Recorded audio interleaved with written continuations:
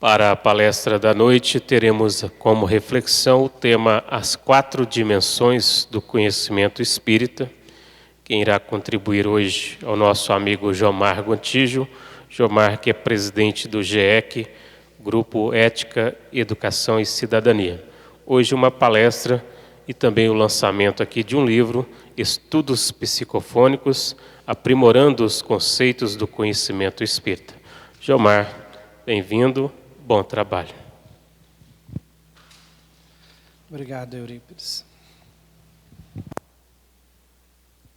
Jesus nos abençoe. Boa noite a todos.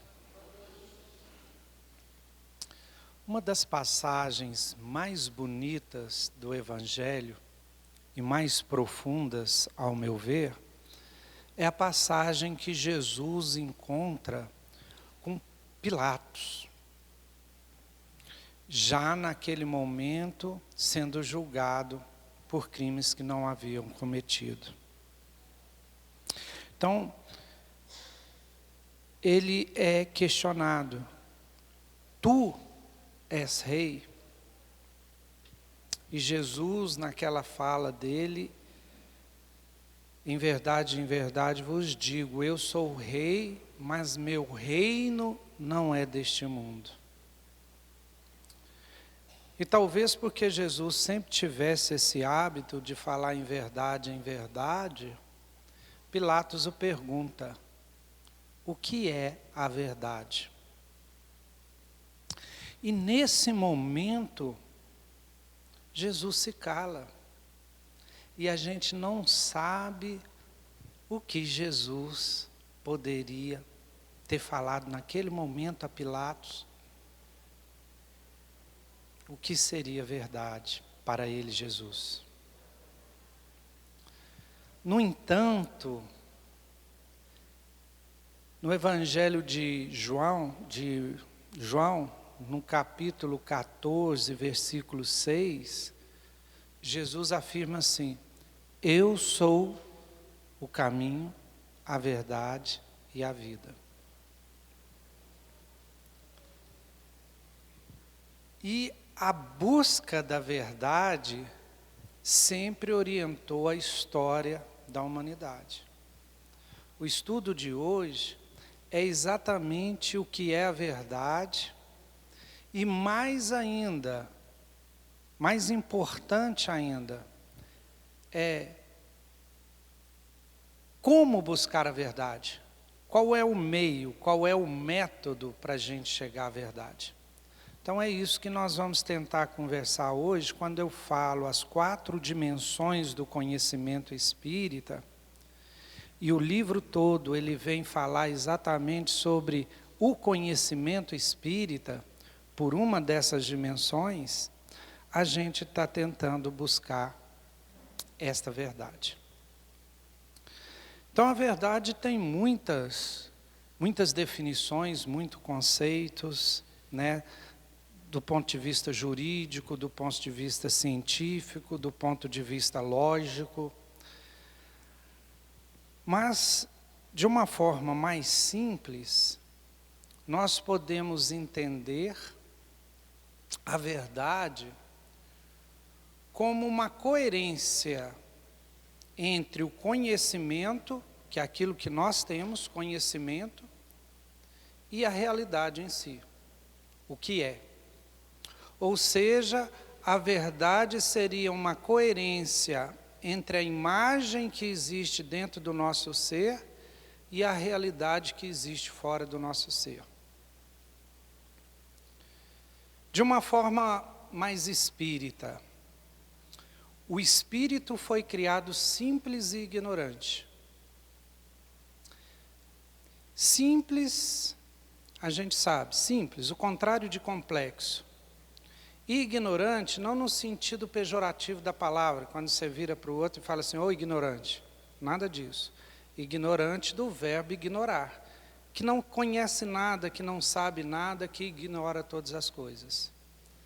Então nós vamos progredindo para a complexidade e para o conhecimento verdadeiro de todas as coisas. para conhecer as coisas, da ignorância para o conhecimento.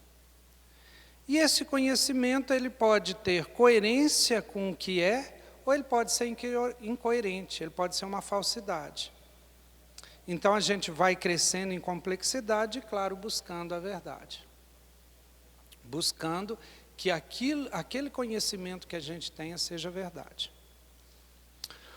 Mas aí é que vem a questão: como buscar a verdade? O que a humanidade, nesse longo de história dela, tem feito para a busca da verdade? Como ela tem buscado a verdade? E aí hoje eu vou apresentar para vocês 4 caminhos, 4 métodos para a gente buscar a verdade. 4 métodos, que seriam as 4 dimensões do conhecimento espírita. Caminho em grego, métodos. Dos caminho, método, além do caminho, além de, né? Seria exatamente o meio pelo qual pode-se obter a verdade. Então, quais são esses meios? O que a humanidade desenvolveu? E o primeiro método para buscar a verdade seria aquele método mais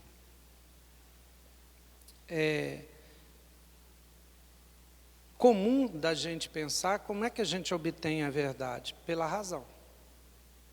A razão é o instrumento pelo qual a gente tem de conhecer a verdade. E essa ideia de buscar a verdade pela razão, ela tem uma origem histórica e geográfica. Ela vai nascer, pelo menos aqui no Ocidente, de uma forma muito específica, na Grécia Antiga, em torno de 600 anos antes de Cristo. Naquilo que a gente veio a conhecer posteriormente por filosofia.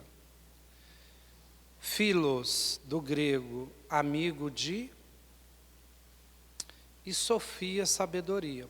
Então, filosofia seria os amigos da sabedoria, né? Então, os filósofos seriam os amigos da sabedoria.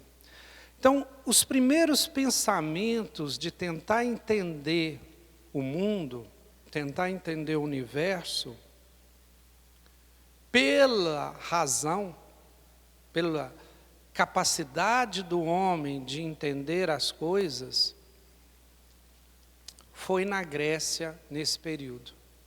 E os primeiros filósofos foram chamados de pré-socráticos. E eles tentavam entender a natureza. Por isso também ficaram conhecidos como filósofos da natureza. É daí que vem aquela tradição que vocês já devem ter ouvido falar de terra, água, os primeiros elementos: terra, água, ar e fogo. Os primeiros filósofos buscavam qual era o arqué, né, o princípio da natureza que gerava tudo. E posteriormente a esses primeiros entendimentos da natureza, que veio inclusive a ideia que a gente tem hoje de átomo como o primeiro princípio da natureza, partícula elementar da natureza, veio Sócrates. Sócrates, a gente vai falar dele algumas vezes nesse estudo nosso.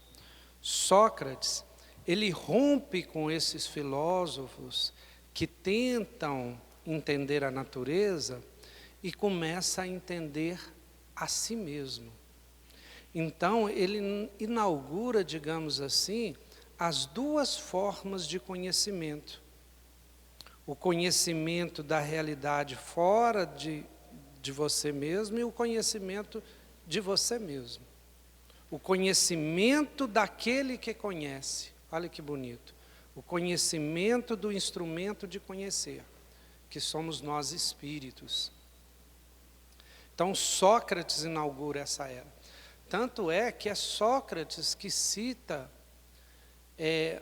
algo que ele viu escrito no templo de Apolo, na cidade de Delfos, que era: conheça-te a ti mesmo por ti mesmo.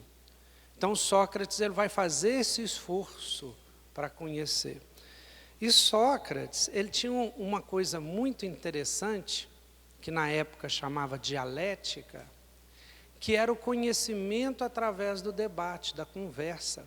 Então Sócrates ia conversando com as pessoas e extraindo delas o conhecimento, que ele já tinha, mas ele usava isso de forma didática e pedagógica, mostrando que as pessoas também tinham um conhecimento dentro delas mesmas, ou a capacidade de raciocinar.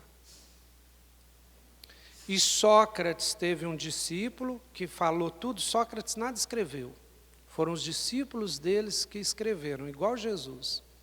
Sócrates teve um discípulo que chamava Platão, e Platão teve um discípulo que chamava Aristóteles. E Aristóteles é que fez o resumo, a grande síntese de toda essa época que a gente chama de clássica, onde os principais pensamentos que a gente estuda até hoje estão tudo lá. Ética, política, cidade, que na época chamava polis, divino polis, cidade do divino. Então tudo a respeito do ser humano, e muitas perguntas foram elaboradas nessa época. Então, esta é a filosofia. A filosofia é a forma correta. Dentro da filosofia, inclusive, você tem a lógica que estuda a forma correta de pensar, de raciocinar. Então, a filosofia é a razão, é como se materializa o caminho da razão, o pensar sobre. Então, você não aceita as coisas sem pensar, sem refletir. Então você se torna crítico da realidade. Você começa a pensar por que as coisas acontecem, quais as consequências da coisa. E tudo isso faz parte de nós, seres humanos. Então, por exemplo, nós podemos afirmar assim: isso aqui é um óculos. Aí vocês aceitam, isso aqui é um óculos. Aí de repente eu falo assim: não, isso aqui não é um óculos. Isso aqui é um hipopótamo. Aí vocês vão falar: mas como assim? Era óculos e agora é hipopótamo? Como é que houve essa transformação? Como que passou de um ser para outro ser? Então você vai criando as leis da razão, as leis da lógica. Uma lei da lógica é: nada pode ser e não ser ao mesmo tempo. Ou seja, princípio da identidade. Se isso aqui é óculos, não é hipopótamo. Porque se isso aqui for óculos e hipopótamo, como é que minha razão vai discernir as coisas? Então, cada coisa é uma coisa. Igual diz dizem que foi um presidente que falou, um presidente de time de futebol, né? Uma coisa é uma coisa, outra coisa é outra coisa. Então, se isso não for base para a gente, como é que a gente vai pensar o mundo?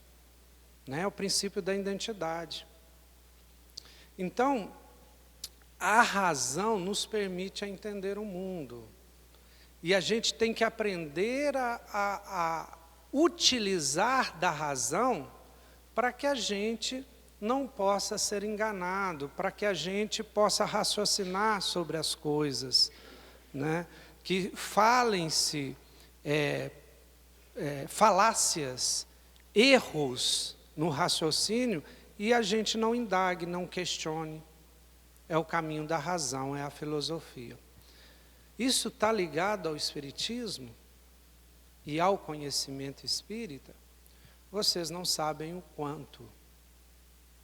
Nós não podemos tirar a razão do conhecimento espírita. É fundamental essa dimensão. Só 2 exemplos. No epígrafe do Evangelho segundo o Espiritismo, Kardec afirma que a fé inabalável é aquela que pode encarar a razão em qualquer época da humanidade. Então, a fé do espírita é diferente de outras fés, que não que não têm racionalidade, que não tenham racionalidade, que não tenham razão, amparando a fé. Segundo, na introdução do Evangelho segundo o Espiritismo, naquelas notas iniciais, Kardec fala sobre os precursores do Espiritismo. E sabe quem que ele cita? Quem sabe? Quem já leu o Evangelho? Sócrates e Platão. A gente vai ver por que depois que ele coloca os dois como precursores do Espiritismo. Olha só, antes de Jesus, 500, 400, 500 anos antes de Jesus. Bom, razão, primeiro caminho para se encontrar a verdade. Mas, será que a razão por si só é suficiente? Aí nós vamos avançando. 500 anos antes de Jesus, e mais de 1000 anos de Idade Média. Lá para o ano de 1400, por aí mais ou menos, a humanidade começa a inventar um outro caminho para descobrir a verdade. Um outro meio de descobrir a verdade, que é a experiência.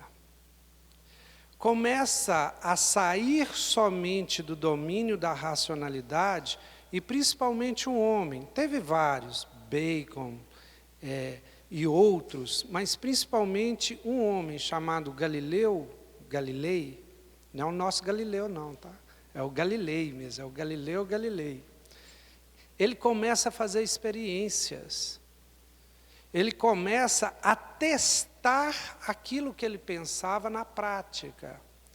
Ele começa, por exemplo, é muito famoso, ele jogando 2 bolas de peso diferente, da torre inclinada, ele era italiano, aquela torre de Pisa, ele joga e vê que as 2 caem ao mesmo tempo.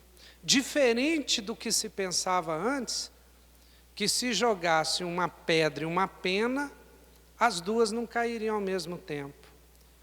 Então, não cai, mas é por quê? Por causa do atrito do ar. A pena vai atritando no ar, mas se não tivesse o ar, as 2 caíam à mesma velocidade por causa da gravidade. Então, ele começa a experimentar as coisas. Esta experiência, esse experimentar metodologicamente os conhecimentos, inaugura o que hoje a gente chama de ciência. Algo para ser cientificamente comprovado, para a ciência dar o aval, isso aqui é científico, tem que ser testado na prática, milhares de vezes.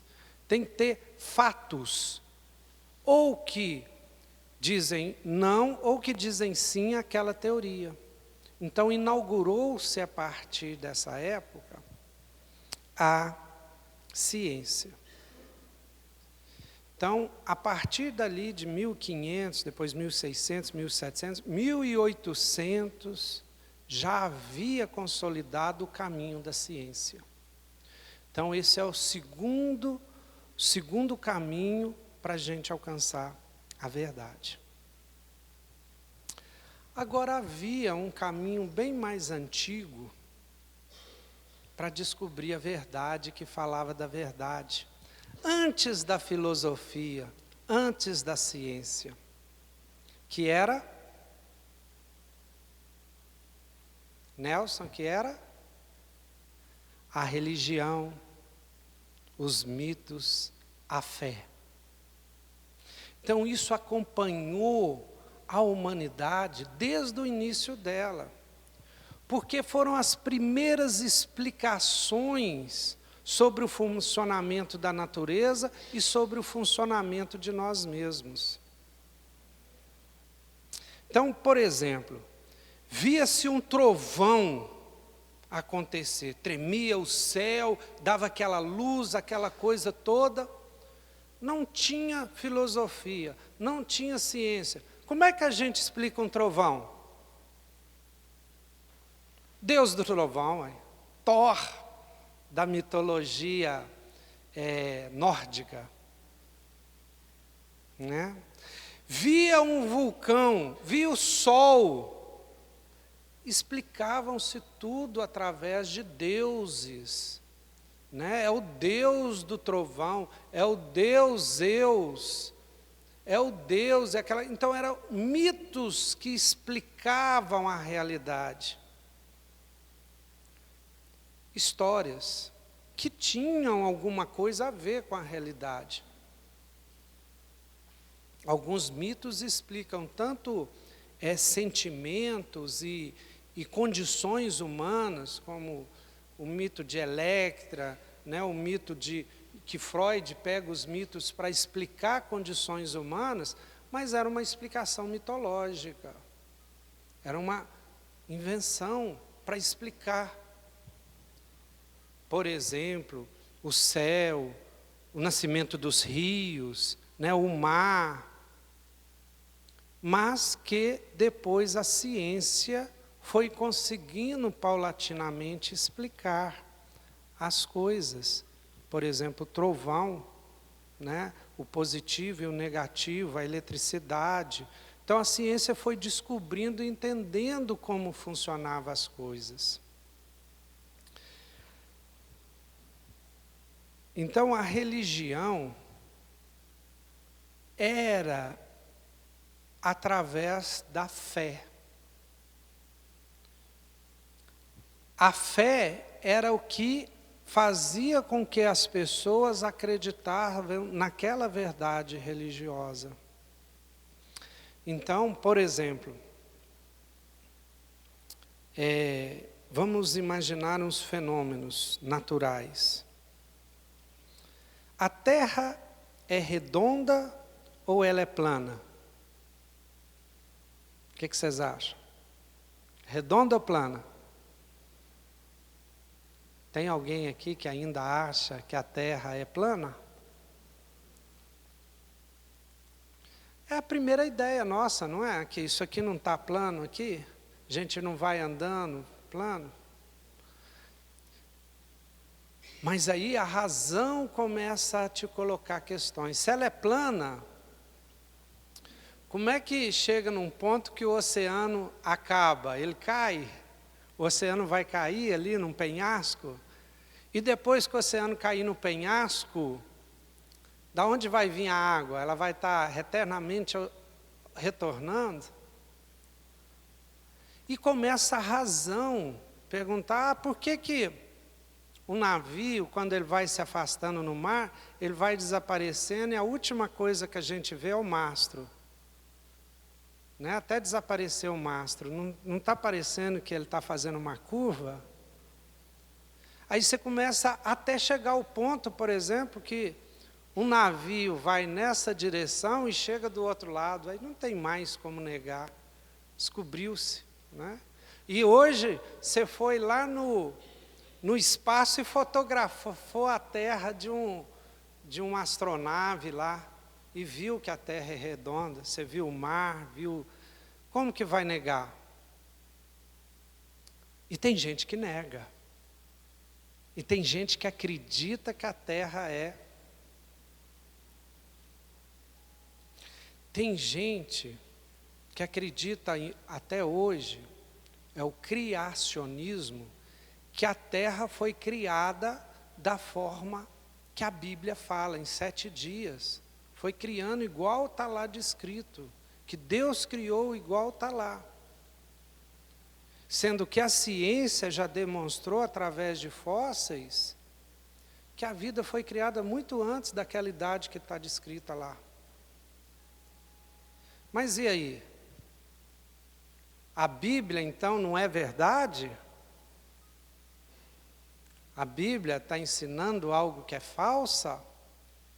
Fala isso que só tem o conhecimento religioso, a fé.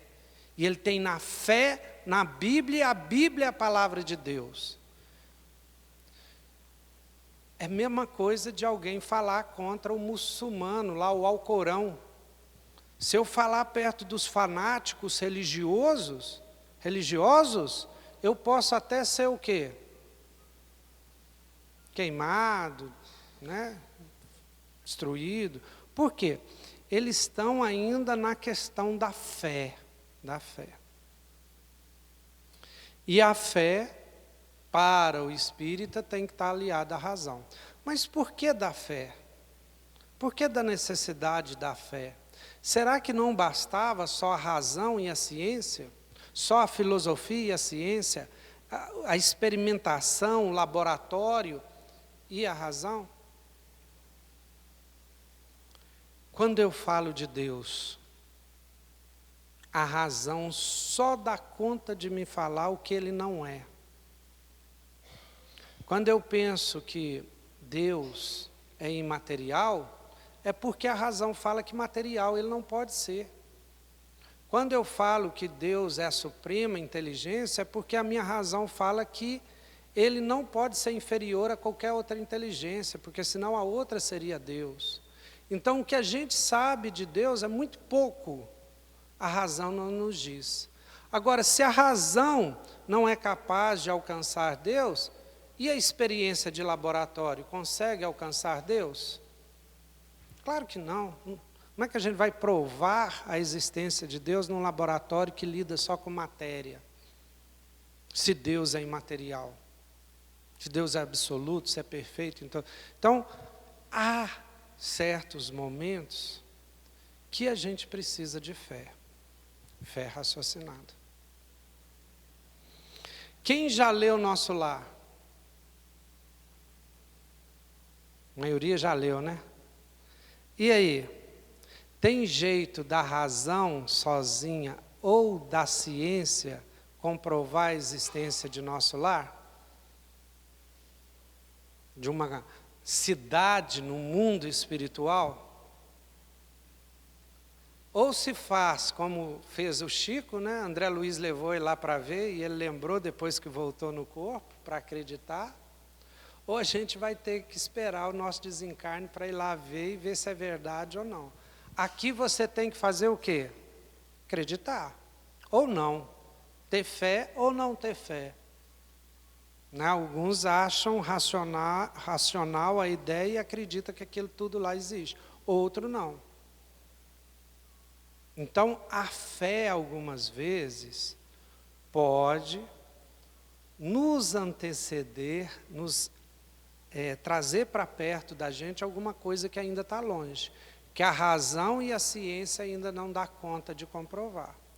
Só que a fé tem que se tomar muito cuidado com ela, para que ela não seja a fé fanática, a fé sem razão. Não se transforme em fanatismo religioso, que é exatamente a falta da razão.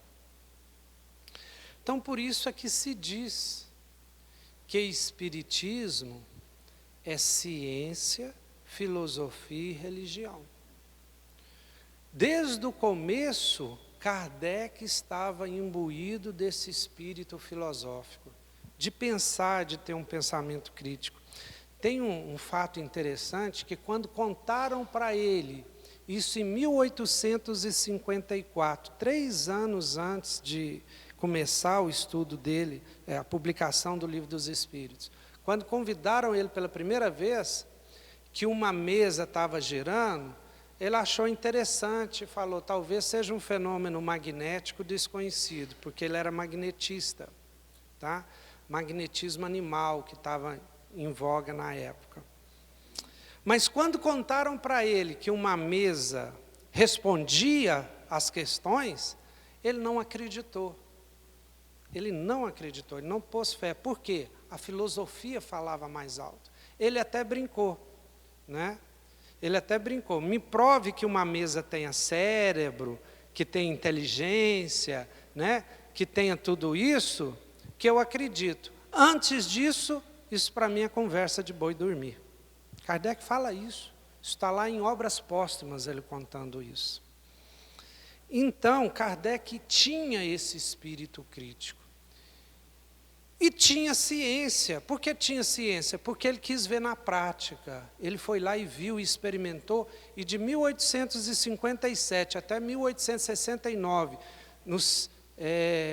13 anos que ele ficou vivo, ele ficou experimentando e testando todas as teorias na prática, e vendo isso. Então, Espiritismo nasce como ciência, até porque a ciência já estava implantada no planeta como busca da verdade. Então, esses foram os 2 patamares. E o terceiro era exatamente as consequências da filosofia espírita e da ciência espírita, que lá no finalmente caía em Deus. Não tinha como não chegar em Deus. Porque quando você estuda, e ele pergunta isso várias vezes, e os espíritos colocam isso na filosofia deles, dos espíritos superiores, que Deus é a base de todo o conhecimento espírita. Mas Deus não é alcançado nem pela razão, nem pela ciência. Deus, e algumas consequências bem profundas da filosofia e da ciência espírita, chegam a conclusões que a gente precisa ter fé. Como, por exemplo, fé em Deus e fé na perfeição de Deus. Fé nas leis divinas que regem todo o universo. Bom, Jomar, isso aí a gente já sabia, já conhecia ciência, religião e a filosofia. Qual que é a 4ª dimensão do conhecimento espírita? Aqui é que não é muito estudado, mas Kardec fala. Kardec também, no Evangelho segundo o Espiritismo, ele vai falar das 3 revelações. Ele começa falando da revelação de Moisés, que revelou para a humanidade a questão do Deus único. Depois ele fala da revelação cristã, que Jesus veio e revelou, tá? Não só do Deus único, mas principalmente a doutrina da imortalidade da alma e do amor, da ética, propriamente disso. E que o Espiritismo vinha exatamente como uma revelação. Então, a revelação é a 4ª dimensão do conhecimento espírita. E é inegável que o Espiritismo veio trazer essa nova forma ou novo caminho para conhecer a verdade. E o Espiritismo vem exatamente ensinar esse método. E o que é isso? Se não é ciência, se não é filosofia, se não é religião, não é fé, não é razão, não é experiência, o que é? Mediunidade, intuição. Então o Espiritismo define a mediunidade ou a intuição mediúnica como uma forma de conhecimento da verdade. Como assim? Não estou entendendo direito. Nós acabamos de falar aqui de nosso lar. Como é que vocês sabem da existência de cidades espirituais, de hospitais no mundo espiritual?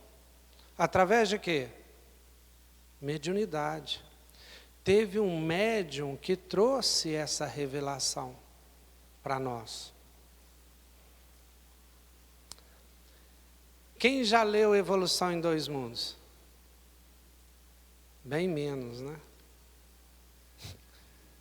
Porque é preciso, para entender realmente, ler a coleção inteira de André Luiz. E um dos mais difíceis de entender é a Evolução em Dois Mundos. É ou não é, Sérgio? Ou é fácil? Né? Nem para quem é médico, porque para quem é médico sabe pelo menos o que está falando lá. Para quem é engenheiro corneu, não dá nem para entender o que está falando lá, porque é só termo de medicina, né? É só termo próprio de médicos. E o Chico não conhecia nada de medicina, para que esses termos técnicos? Eu, para ler esse livro, eu comprei Elucidário de Evolução em Dois Mundos. É um livrinho que tem só o significado das palavras dele. E olha que ele foi escrito por outro médium. Um médium escrevia um capítulo para o outro médium escrevia o capítulo ímpar. Depois juntou tudo e formou um livro. Olha que coisa fascinante. Outro livro, Paulo e Estevão, que a gente pensa assim, é um romance. Ou se não, há 2000 anos atrás, é um romance. Pode até ser romanceado, porque o autor quis romancear.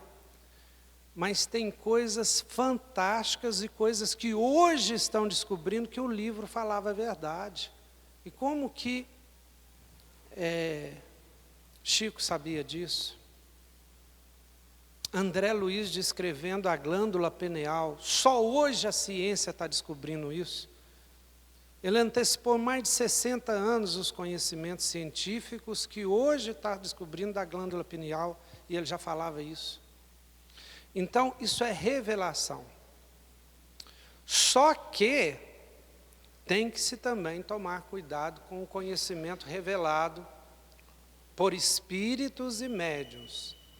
Tem que se estudar profundamente a mediunidade para saber que o médium influencia nas comunicações e que tem espíritos do lado de lá de todo jeito. O espírito do lado de lá é um ser humano, é uma pessoa. Né? Eu gosto muito da expressão do Jader, que vai lançar um livro dele, Conversando com os Espíritos, aqui num sábado, se não me engano, 1º de dezembro, é isso? Olha lá, o Sérgio, 1º de dezembro. Ele chama o espírito de pessoa. O espírito é uma pessoa. É um ser humano desencarnado, sem esse corpo. Então tem espíritos muito evoluídos, em conhecimento e em bondade, e tem espíritos aqui pior do que a gente encarnado. Está pior do que nós. E aí, né?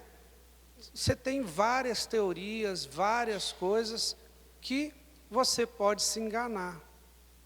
Por isso Kardec muito cauteloso, e a gente sempre deve ser muito cauteloso quando as coisas vêm do espírito. Mas que espírito é esse? Através de qual médium? Outros espíritos e outros médiuns também falam a mesma coisa? Então a gente tem que tomar cuidado com isso. Hoje em dia você tem livros espíritas de tudo quanto é jeito. Livros, romances mediúnicos de vários espíritos através de vários médiuns. Então a gente tem que ler de novo com aquela crítica, para ver se isso tem coerência com os conhecimentos básicos da doutrina espírita. Outro dia, numa reunião mediúnica, eu vi um espírito protetor falando que a pessoa nasceu com a missão de se suicidar. Como assim? Missão de se suicidar? Aquela na mesma hora me chocou. E eu vi que aquele espírito não era um espírito superior, nada. Estava se fazendo por um espírito superior. Porque a gente sabe que o suicídio é uma coisa que a gente fracassou na nossa missão. Não conseguiu levar ela a termo. Né? Nós não temos o direito de tirar a nossa vida. Como é que o espírito reencarna para se suicidar? Isso não existe. Porém, uma pessoa sem conhecimento, sem razão, sem conhecimento dos princípios básicos do espiritismo, poderia ser enganado com uma informação que existe algum espírito que reencarna com missão de suicidar. Então, o conhecimento espírita, que é essa busca para conhecer a verdade, ela parte por esses caminhos que tem que estar um em sintonia com o outro. A razão, a filosofia, a ciência, a comprovação pelos fatos, a fé raciocinada. Fé nunca pode ser separada da razão. Tem um estudo do Pedro, que é o Espírito que nos orienta, os nossos grupos de estudo, que ele vai estudar a fé. E ele fala que a fé tem 3 características, que se a fé perder uma dessas 3 características, ela deixa de ser fé. A primeira característica, que é a mais importante, a que define a fé, é a confiança. Confiança. Ele fala que fé sem confiança é crença, não é fé. Tanto é que as 2 palavras têm origem diferente. Crença vem de credere, que é dar crédito a. E fé vem de fides, do latim, né, as 2 do latim, que quer dizer exatamente confiança. Então, fé é confiança. Não é, sem confiança não há fé. Pode haver crença. Segundo, fé tem que ser raciocinada, senão é fanatismo. Se a fé não tiver com razão, é fanatismo, não é fé. E o terceiro, se a fé não tiver com obras, é morta. Porque a fé só é fé realmente se ela estiver junto com a ação. Se for só aquela fé de oração, de tal, não é fé. Então a fé mesmo, ela é entusiasmo, razão e obras. Tá? Essas são as 3 características da fé. Então nós temos fé, religião, nós temos razão, filosofia, e nós temos ciência, que é experimento, experiência, e a revelação, que é a mediunidade. Se tirar a mediunidade do espiritismo, não é espiritismo. E agora, para a gente terminar, falei aqui um pouco, eu acho que eu preciso voltar a essa questão. Como é que o espiritismo, então, vê os livros sagrados? Muito simples, como a Bíblia, como o Alcorão, como livros de revelação. Então ela olha essa revelação, como olha outras no mundo todo, com os olhos da filosofia, da ciência e da fé também. Então, por exemplo, a Bíblia para o Espiritismo, ela tem 2 revelações. O Antigo Testamento, que é a primeira revelação, e o segundo, e os Evangelhos, né, que é a segunda revelação. Quanto à primeira revelação, há muita coisa ali que é específica do povo hebreu, que são leis construídas para aquele povo. Tem coisa lá que é uma revelação que vale até hoje. Quem dá conta de me citar uma revelação do Antigo Testamento que é válida até hoje? Os 10 mandamentos. Os 10 mandamentos que foram psicografados por Moisés, 2 vezes, né? E psicografado em pedra, imagina a dificuldade, né? Psicografar em pedra. Pois é, foram ditados por um espírito muito superior, que até hoje é válido. O não matar é válido, o respeitar pai e mãe, tudo aquilo que está escrito é válido, até hoje. É uma revelação. Muitas coisas lá, a gente tem que pensar que é da cultura daquele povo que viveu no deserto, uma tribo nômade, há 4.000 anos atrás. A gente não pode trazer aquilo para hoje. Porque se a gente trazer aquilo para hoje, nós vamos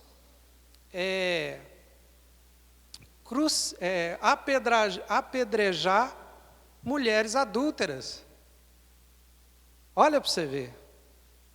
E aí a razão, a ética, vai perguntar o seguinte: mas por que o homem adúltero não? Ou não tem homem adúltero? Por que só a mulher? Não é? E vamos começar vários e vários questionamentos que não faz sentido mais no mundo de hoje. Era para aquela época, era para aquele lugar. Hoje a gente vai apedrejar hoje. Até pelo direito, nós vamos ser presos, porque não pode, é ilegal. Então, ali tem revelação, mas a razão e a ciência vai nos ajudar a interpretar aquilo. A ciência hoje vai falar da evolução. E Kardec faz até um estudo que talvez aqueles 7 dias da criação seja 7 fases da evolução planetária. Pode ser.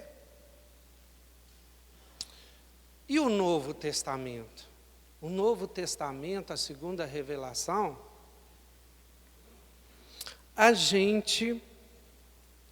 Kardec já determina, olha, é uma revelação da ética. E ele, quando faz o estudo, lá no Evangelho segundo o Espiritismo, lá na introdução, ele fala o seguinte, olha, tem que tirar os dogmas, tem que tirar as coisas comuns da vida de Jesus, tem que tirar os milagres, tem que tirar tudo isso e fazer a busca da essência ética de Jesus, que é a moral universal. Ele chama-se moral universal. Só uma pergunta interessante, por que Kardec, hora nenhuma, fala em ética nas obras dele? Porque o francês, em 1850, não usava a palavra ética.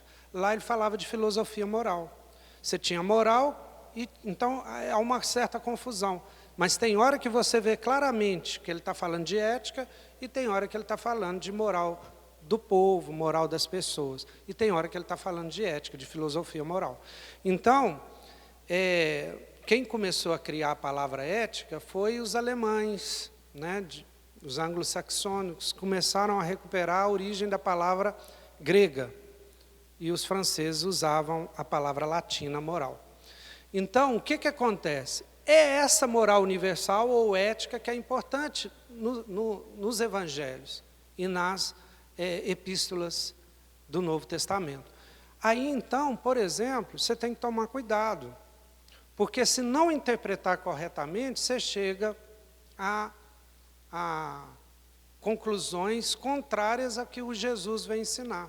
Então, um fio condutor para entender o Evangelho para o Espiritismo é o amor. Jesus veio ensinar o amor. Então, quando você pega, por exemplo, uma fala de Jesus, eu vim trazer a espada, né, e vai dividir e tal e tudo. Aí você vai imaginar, mas como assim? Jesus veio trazer a espada, a guerra? Como assim? Não faz sentido interpretar Jesus assim. Né? Então, lendo assim, Jesus é um Gengis Khan, um cara que veio para destruir. A não ser que você entenda que a espada seja a espada do amor, ou alguma coisa assim, essa fala está errada. Essa fala foi usada para justificar as cruzadas, onde os cristãos foram lá e matou um tanto de gente. Então tem que se tomar muito cuidado com isso. Então o que importa no Evangelho, e daí a busca do estudo do Evangelho segundo o Espiritismo, onde Kardec pega os ensinamentos morais de Jesus e traz, é exatamente buscando essa ética universal. E assim, a doutrina espírita, com os olhos da razão, da ciência, da revelação e da fé, ela vai buscando a verdade, igual eu estou aqui analisando a Bíblia. Mas nós podemos analisar o suicídio, nós podemos analisar, por exemplo, a eutanásia. Uma pergunta que teve aqui antes, por exemplo, a pessoa perguntou assim, como é que eu vou saber como é que meu parente está no mundo espiritual, se ele está numa situação boa, numa situação ruim? Se ele conhecer a doutrina espírita, pela razão ele vai saber que ele está bem ou ruim de acordo com o que ele viveu a vida dele. Porque do lado de lá se colhe o que se planta nessa vida aqui. Então como é que foi a vida dele? Dá para a gente saber se ele está numa boa situação ou não.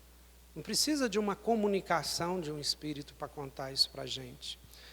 Então, aí eu tenho garantia da verdade.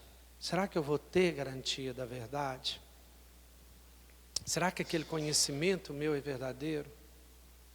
Será que tudo que a gente está aprendendo aqui é verdadeiro? Garantia absoluta não.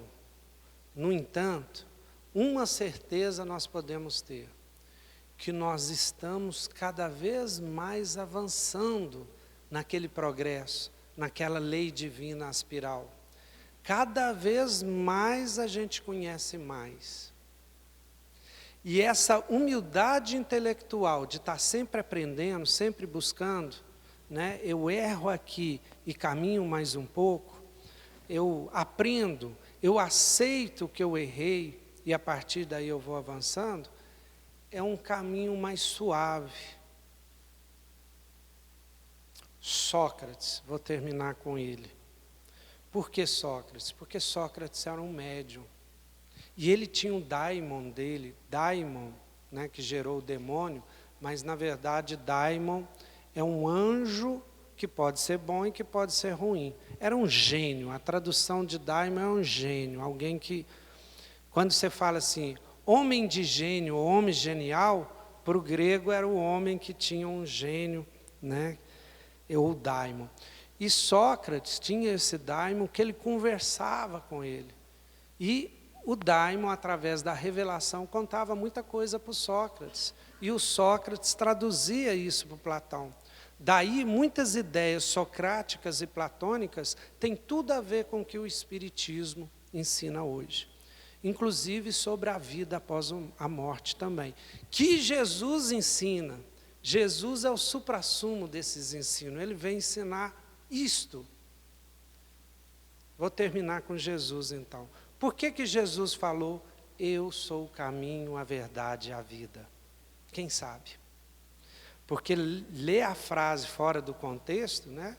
João, capítulo 14, versículo 6 é uma coisa, mas saber do contexto que a coisa aconteceu é diferente. Jesus está se despedindo dos discípulos. E ele fala assim, na casa do meu Pai há diversas moradas. Isso para o espírita significa muito mais coisa do que para quem não é espírita, porque pela revelação espírita nós sabemos o que é moradas. Eu vou primeiro, Jesus anunciando que vai ser crucificado, mas hei de vos guardar um lugar. E vocês vão me encontrar, vão achar o caminho. E aí os apóstolos perguntam, mas Jesus, como que nós vamos achar essa morada? Que caminho que é esse? Aí Jesus fala, eu sou o caminho, a verdade e a vida. E quem me conhece não ficará perdido. E quem conhece a moral que ele ensinou, a doutrina do amor e da caridade, não ficará perdido, nem no mundo espiritual. Saberá encontrar o seu lugar lá. É isso. Muito obrigado a todos pela paciência, que cada um de vocês possa absorver esse conhecimento, tá?